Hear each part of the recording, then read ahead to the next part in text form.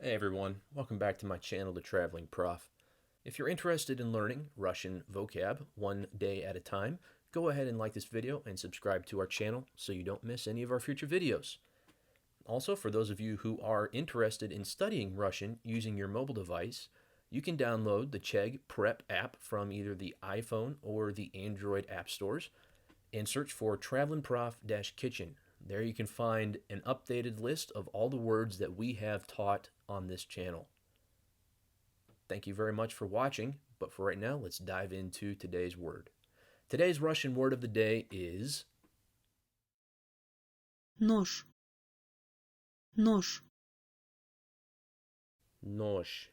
In this word, you should say more j than sh. Noj. Noj. So it's a little bit different than ложка because it's not quite a sh, but it's more of a j. But it's not a j either. It's kind of half between a sh and a j. So the word is noj. Try to get the difference between sh, the medium sound, noj, and then we'll introduce a word later with a hard j in it, which is a very hard sound for me to say.